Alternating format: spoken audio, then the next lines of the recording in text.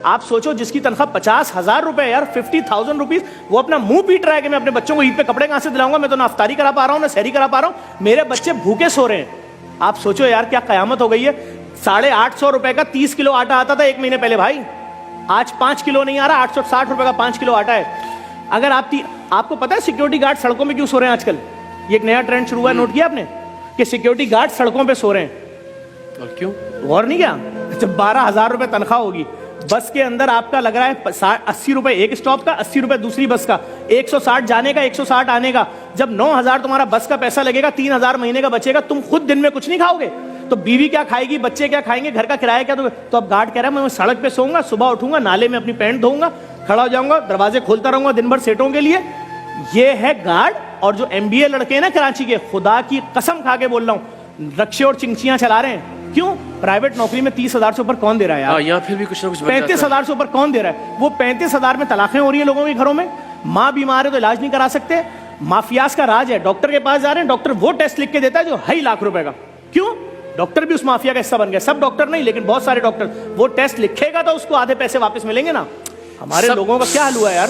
सब बुरे लोग आपस में कनेक्टेड हैं, नेटवर्क बने हुए हैं। हुकूमत को सोचना पड़ेगा, अगर इन्होंने लोगों के लिए कोई ग्रांट नहीं दी, रमजान ग्रांट नहीं, पूरे साल का मुफ्त आटे का हाल देख लीजिए, कोई मंसूबाबंदी नहीं है, कोई प्लानिंग नहीं है, कोई स्ट्रेटजी नहीं है, कोई दिलचस्पी ही नहीं है। सर आप किस इलाके की बात करते हैं? मैं आपको औरंगी, कोरंगी, लांडी, मलीर, शाह फैसल, शादमान, बफर जोन, लियारी, खारादर, जहां बोले चलते हैं हम रात में 4 बजे। अगर आपको आवारा कुत्ते ना काटें तो मेरा नाम चेंज कर दिएगा।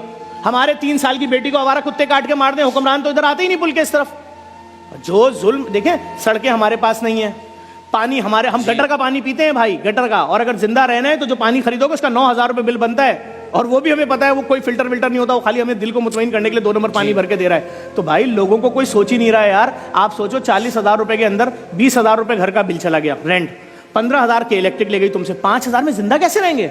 इस पे कोई बात नहीं कर रहा है। वो कह रहे हैं उनको गिरफ्तार कर लिया, उनको छोड़ दिया, वो कल वजीर आजम बन जाएंगे, वो मिनिस्टर बन जाएंगे। ये जितने कैमरामैन आपके खड़े हैं, इनसे कुरान पे हल्फ उठवाओ, 1 नौकरी कर रहे हो कि 2 नौकरी कर रहे हो? तुम्हारी बीवी अपनी सालगिरह पे गिफ्ट मांगती है, दे सकते हो? बोलेगा 5 साल से नहीं दिया।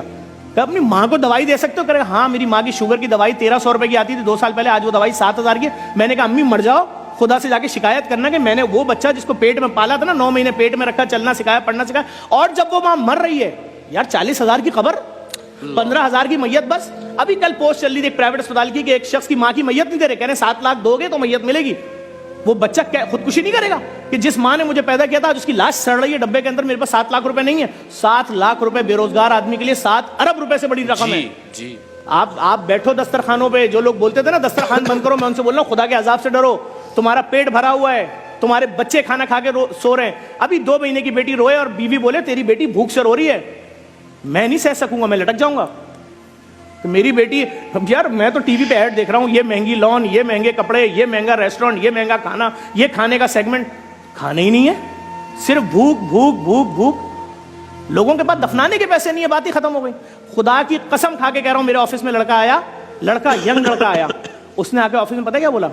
उसने बोला कि सिर्फ 25,000 रुपए दे दे, मैं झूठ नहीं बोल रहा, मेरे बेटे की मैयत 3 दिन से रखी, दफनाने के पैसे नहीं है, मैं किसी से बोल नहीं सकता। मैंने कहा झूठ बोल रहा है, ऐसा हो नहीं सकता।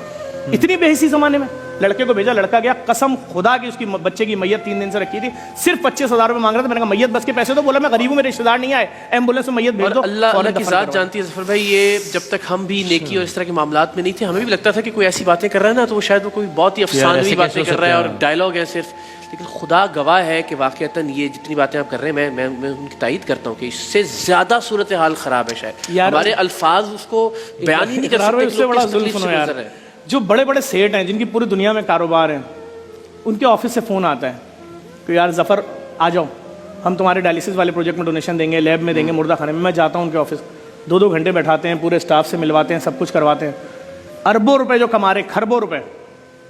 उसके बाद लिफाफा देते हैं, हंसते हुए सबके सामने तस्वीर खिंचवाते हैं, सब कुछ करते हैं। जब हम आगे लिफाफा खोलते हैं, पता है क्या डोनेशन निकलता है? 5,000 रुपये। एक किट नहीं आ रही 5,000 रुपए की। वो जो हमारे एक डायलिसिस सेंटर का खर्चा 40 लाख था ना, डॉलर की वजह से 80 लाख में चला गया। और माफियाज इसमें भी इन्वॉल्व हो गए। जो एप्रन के इंजेक्शन 800 रुपए का था, जो डायलिसिस के मरीज को लगना है, 1800 का ब्लैक में मिल रहा है, 16 लाख का वो खर्चा बढ़ गया। अभी जो हमारे दर्जनों डायलिसिस सेंटर है, हम तो वो कैसे चलेगा कैसे, क्योंकि हर जगह माफिया है। अभी आप समझें, आप क्या समझ रहे हैं सिर्फ फकीर माफिया थी? ये ठेले वाले जो है ना, ठेले वाले, ये एक आदमी का ठेला होता है, वो 7,500 का ठेला खरीदता है, 2,200 रुपए का तराजू और उसके वेट लेता है, और उसके बाद सब्जी उठाता है 10 लाख रुपए की और सारे ठेलों पे अपने रख देता है, और उसके बाद सबको बोलता है 1500 दिहाड़ी पे ठेले ले जाओ, तो लोग आते हैं 1500 दिहाड़ी। अब आप उस ठेले वाले के पाँव में गिर जाओ, मेरे बच्चे आज फ्रूट खाना चाह रहे हैं, मेरे बेटे का पहला रोजा है, खुदा के वास्ते फल सस्ता दे दे, मैं 600 का नहीं लूंगा, रेट लिस्ट पे लिखा है 150, 160 का दे दे, वो नहीं देगा। क्यों? उसको दिहाड़ी मिलनी है 1500 रुपए। भाई पीछे माफियाज हैं। सरकार अगर इनको बंद करे, पुलिस इनकी FIR काटे ठेले वालों की, नहीं बिकेगा रेट, मार्केट रेट में कौन करेगा? लेकिन सवाल ये है, दिलचस्पी ही नहीं है, प्रायोरिटी ही नहीं है, आवाम तरजीह ही नहीं है। फकीरों के खिलाफ में निकला, 6 बाइकों पे मेरे घर तक आए, अगर मैं उस दिन उनके हाथ लग जाता, मैंने वीडियो डाली है, तो आज मेरा 10वां होता। क्यों? देखिए सीधी सी बात है, हर दुकानदार फकीर को 10 रुपए देता है। मैंने पूछा 10 रुपए क्या औकात है? उसने बोला अभी 10 तो हम इसलिए देते हैं, हमारा काम चल रहा होता है भाई। तो मैंने कहा दिन में कितने फकीरों को दे देते हो? कहते 60, 65, 600 रुपए लगते हैं। क्या है 600 रुपए? मैंने कहा डन।